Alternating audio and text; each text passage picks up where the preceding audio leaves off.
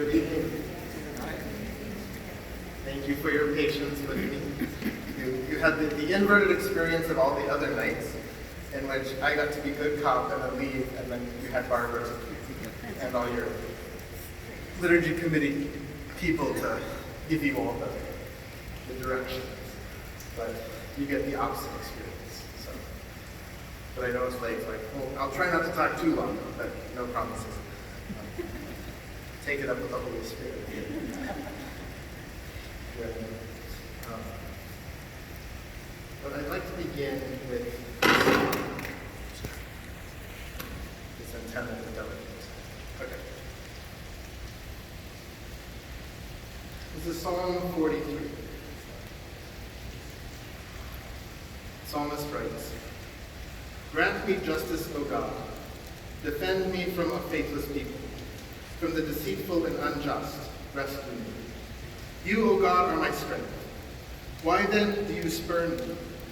Why must I go about mourning with the enemy oppressing me? Send your light and your fidelity, that they may be my guide.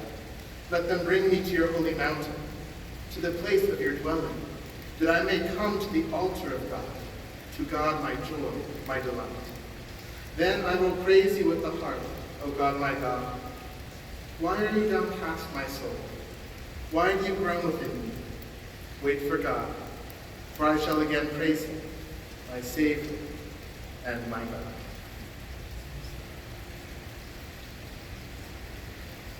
Now I wanted to begin with that particular psalm because there's such a roller coaster of emotion. The psalmist begins with this sense of being completely dejected, being oppressed and basically crushed. It seems hopeless. And yet the place that animates him, that returns joy to his heart, is when he encounters God's love. He comes to the mountain of God, when he comes to the altar of God. And I think that's such a powerful image because it's what I think is embedded just in our natural human experience of faith. No matter where we kind of wander, no matter what goes on in life, no matter what distracts us from our practice, the altar of God, the liturgy, is the place that we consistently return. In our greatest sorrows, in our greatest joys, in our greatest moments of need, in our greatest celebrations. And so you, as liturgical ministers, not only are called to that same journey in faith, but you're actually called to facilitate that truth for others. That mystery of what it is to encounter the God that accepts our heart as it is and transforms it. That which takes place in this sacred space. And so, I think probably the most raw experience we often have of that was the passing of a loved one, right? In fact, this morning we celebrated a funeral here for a woman who's nearly 90 years old, a testament of hope in her family, having lost several of her children, her husband, early on in her life. And it was a profoundly intimate funeral. Maybe a quarter of this little section was even full of people. And yet this is where they came. They came to bring her to this altar. A few weeks ago, we celebrated Ken Sanchez's funeral. And our space was not big enough. Any of you were here for the Rosary, there was hundreds of people spilling outside. And many of you assisting, we literally picked up our church and took it to the Kiva Auditorium. In that space, too, we welcomed not just the intimate family members and friends of one who passed, but a whole community, a whole city. In the same way, people, not even necessarily knowing that that's what their heart was longing for, turned to bring themselves to the altar of God, the place of God's love. And I use those examples because I think they're the things we relate most easily to. Of course, in this coming weekend, we'll be celebrating baptisms here, countless weddings that take place in our church each year. It's also moments of great joy and great celebration, great hope. But within all of that, it speaks to the transforming power that the liturgy gives to us in our human nature, far and above any kind of intellectual awareness. Because liturgy is inherently an encounter with mystery. It's an encounter with something far beyond our actual understanding. And it's why we come to this place over and over and over. And why sometimes it can seem rote and boring. Because we're encountering something so far beyond our understanding that we can spend a lifetime chipping away at that truth, trying to recognize what is taking place in our heart with this encounter with God and this place where God's presence meets our lives. And so when we speak about what motivates us to be liturgical ministers, I think most of us say, well, we want to serve God, want to do something, to give ourselves to God. And that is a beautiful motivation. But when we're talking about service in the liturgy, I think we find our greatest meaning, our greatest fulfillment, and our greatest purpose when we recognize concretely what that looks like. And I think the second Eucharistic prayer really enlightens that up. Now this is something you would rarely hear, at least here, on a Sunday. If you come to daily Mass, you hear it almost every day. And so, after the words of consecration, the prayer continues. Therefore, as we celebrate the memorial of his death and resurrection, we offer you, Lord, the bread of life and the chalice of salvation, giving thanks that you have held us worthy to be in your presence and minister to you. Giving thanks that you have held us worthy to be in your presence and minister to you. So what does that mean, to minister to God in his presence? When we come to the liturgy, I think having a depth of understanding of where we encounter the presence of God becomes fundamental in recognizing how our particular ministries begin to unfold that truth, how we actually serve as ministers to God. And it's one of the things I love most about this space for worship, is because it highlights so clearly the different ways in which we encounter God's holy presence.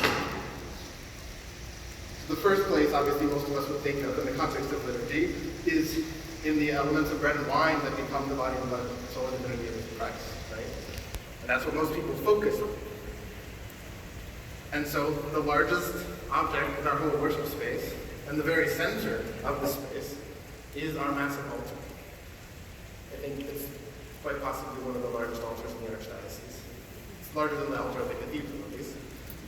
And so people come here and they say, oh, Holy Rosary, this kind of liturgically progressive community, you don't have no reverence for the Eucharist. I say, have you seen our altar? I don't know what more can be a testament to the belief that God comes to be among his people than this. So that's the central focus of our space. But we also come here believing that we encounter God fully present in his sacred scripture, in his revealed word to us. And so we have very clear emblem raised with the throne of the gospel book behind it, the place from which the word of God is proclaimed to us. We also believe that we encounter God in the presider. That's why not only do we wear particular vestments for Mass, but the chair for the presider. The deacons are distinct. To say that there's something unique about that role. Now the presider is presiding, quite literally, at the celebration, serving as the head of the body of Christ. But the presider is not the only presence of Christ among those who are gathered. In fact, the church teaches us that the body of Christ gathered in the assembly is also, just like the bread and wine that become the body of the Lord, sacred scripture, and the one serving as the head of the body is Christ present to us. And so, in the arrangement of our church, not only does it give us great proximity to the altar, but it also allows us to see the truth of Christ's presence in one another.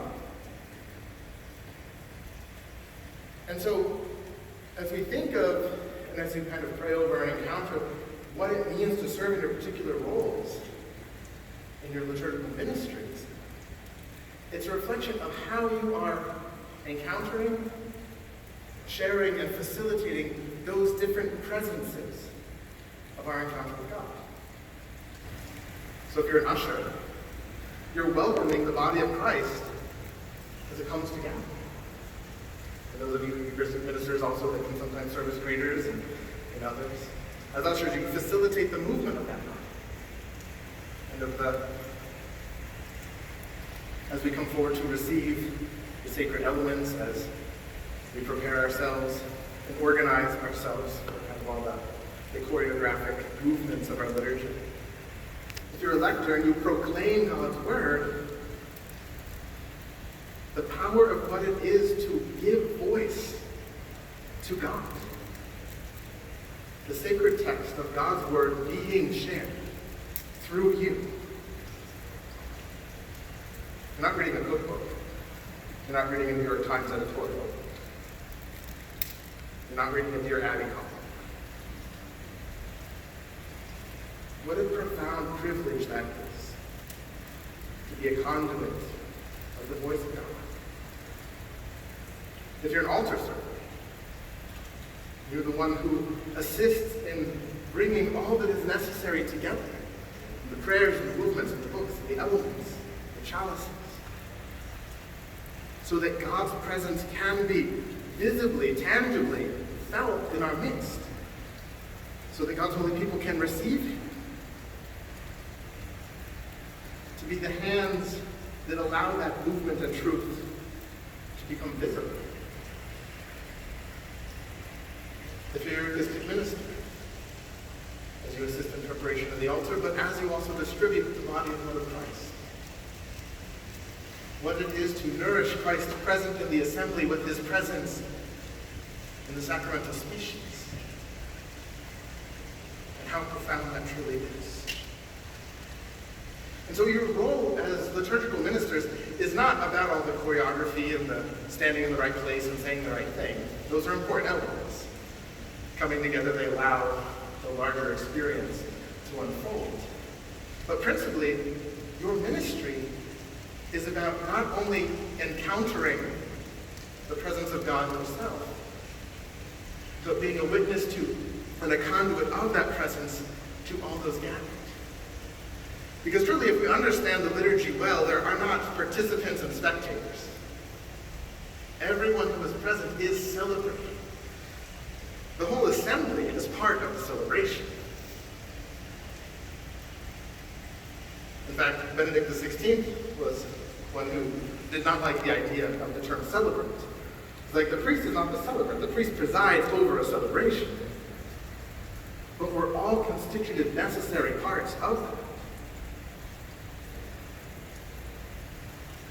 And as we gather here, the challenge of continually opening ourselves to that mystery unfolding, because it's very easy to get kind of distracted by the superficial veneer of stuff and get bored by the repetition of things, or distracted by what's happening on the other side of the church, or some other minister that didn't do the right thing, and then we're frustrated and flustered and don't know what to do.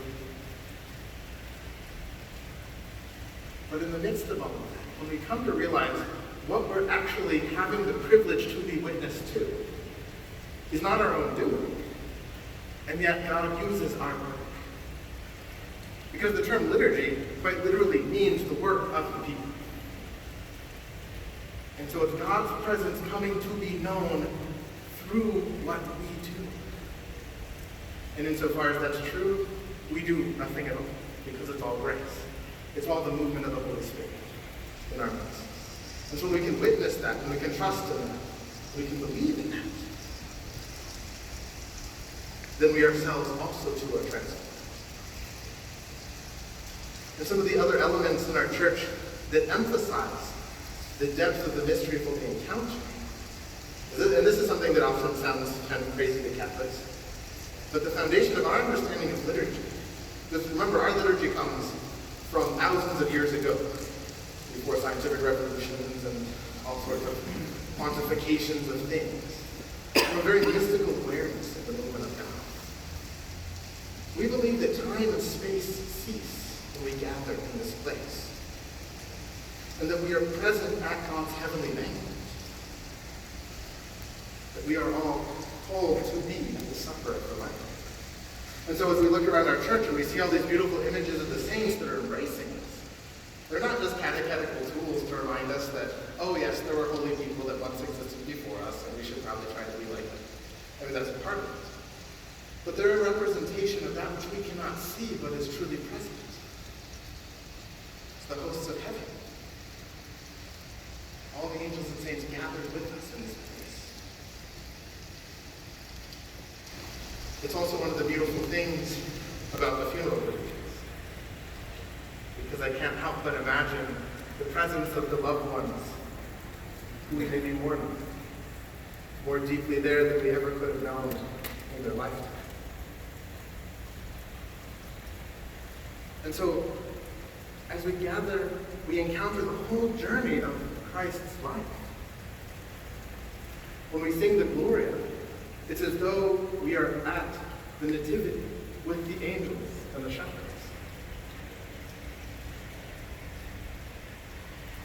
When we fraction the consecrated bread as Christ's body, it's as though we're at the foot of Calvary as his body is broken. When we proclaim, Holy, holy, holy, Lord God of hosts, it's as though we're around God's throne in the book of Revelation, singing his praises. And as all of that is unfolding before us, it's not just unfolding as a gift for us, but those of us who have been charged and called with this purpose of service to this mystery have the unique privilege of having been called worthy to be in his presence and minister to him, to unfold the truth of God's presence in and amidst and for God's people. And so it's in all of that that we come to discover the depth of what our ministry means, not just here at this altar. Because this is something you may not have heard before, but because in the church when we speak of ministry, we use it in a very broad sense. Here at Holy Rosary, we like to talk about the fact that we have over more than 50 ministries. It's a sign of how vibrant our community is, the diversity of people that we represent, and all the different ways we can give of ourselves in service, which is true. But another layer to that is that canonically, officially in the church, the word ministry with like a capital M is reserved for liturgical action, for liturgical service, for you. And so to serve in liturgical ministries is the primary ministry of the church. And how can that be if the majority activity of the church in many ways is actually not seen in this space, but throughout the whole community? Think of all the great works of charity and catechetical formation, evangelization, and outreach, and all that sort of stuff that so many are engaged in. Well, it's because what it means to serve God, to minister to him, to be in his presence here, is what forms our hearts to live a life as his body beyond these walls. Christ is not confined to these walls. As beautiful as the worship spaces we have, this is not the totality of where Jesus exists, not the extent of God's presence and power. And so I look to Mother Teresa as a profound example of this truth. She had an immense devotion to the Eucharist. She would spend an hour in adoration each day. She would stay on stressful days, and I have no idea how she did this. I can't achieve it myself. But when she was more stressed, she'd spend 2 hours in adoration a day, where she found that extra hour. God's grace, I think. It's a testament actually to trusting and putting prayer over all of our other stuff. but she's also the one who insisted that her service to the most marginalized, the most untouchable people in society was not because Christ said, oh, go do this, but because they were in fact the presence of Christ before her. And so to come to know the depth of what it means to encounter God here is what begins to open our hearts to know what God looks like in the world. And when we return to this place, to have that deepened, to bring back all of the faces of Christ that we've seen, and know that those faces are the ones speaking these sacred words. Those faces are the ones that we're receiving at the sacred meal. Those faces are the ones that have been redeemed by the sacrifice that we encounter. And so that becomes kind of the rhythm of our life as ministers. And for me, it's one of the greatest joys of serving in this community is because we have such a large number of liturgical ministers so deeply committed to what this means. When I go other places, I'm always astounded by how few people are involved in the liturgy, how few servers there are around, how many times someone who's in the choir is also the lector, is also helping to set the altar. How overlooked those roles can be. And yet how central and significant they are to us as a life of faith, because the liturgy is the source and summit of who we are. And so if what our life of faith does not come from the altar, does not lead us back to that place with our hearts, then we're not living a life as Catholic Christians. Because the depth of who we are is rooted in God's mystery continually unfolding before us. And so for me, I think it's obviously as a priest and a sacramental minister, it's of significant importance. But it's been a foundation of my entire journey of faith. Some of you, I know, have heard this before, but some of you have not. When I was a child, I was not raised as a Catholic. I became Catholic when I was 7. And it was because my parents were Unitarian Universalists. They still are. And their church services are kind of devoid of any liturgy. Sing a hymn, you'll have a very intellectually provocative, very long sermon, sing another hymn, and go. And there was something in me that said, this doesn't feel to me like religion. It doesn't feel to me like an encounter with God. And so I asked my parents if we could go to different churches. So they took me to all sorts of different places. And as we would continually hear about how important Jesus was at all these different places, was when we came to the Catholic Church, they made this crazy claim that Christ was actually present in the Blessed Sacrament, and that he was reserved in a tabernacle. In my mind, as a child, I just kind of heard Jesus lives in the box. But the idea that Jesus was actually physically there, and not just someone we talk about, but someone we could encounter, changed the whole direction of my life. I said, this is what I want to do. I want to be Catholic. Had that never happened, I would not have been here today. And in my own discernment toward priesthood, that was a huge movement. Even as I became a religious brother, and I thought, well, I have all these kind of career aspirations in other directions. And I could do that as a brother. But the truth of God's presence in the sacraments kept calling to my heart. So I said, well, I think that means God is calling me to be a priest. But to be a priest is not something that exists in isolation. It's something that exists in relationship with all of you. And so it's such an immense joy and pleasure to be able to serve alongside you in unveiling the presence of God's mystery in the midst of his people. It's such a profound responsibility, something none of us are truly worthy of. And I think that's the greatest joy in serving at the liturgy, is when we can have those moments when we realize what God is unfolding before us, that we are able to witness the presence of grace, not because of anything I did, not because of my power, not because of my gifts, but because God has called me to be present in that moment and to minister to it. And so I'm very grateful for what you all do, for your presence here, your investment and your care for our community of faith and for our liturgical celebrations. I'm inspired by your commitment, and I give thanks for being able to be here as your pastor and serve at this altar with all of you. So thank you so much for being here. I know it's been a long evening. Thank you for your patience in waiting for me. I look forward to many, many more celebrations in which we can encounter and minister to God here in this place.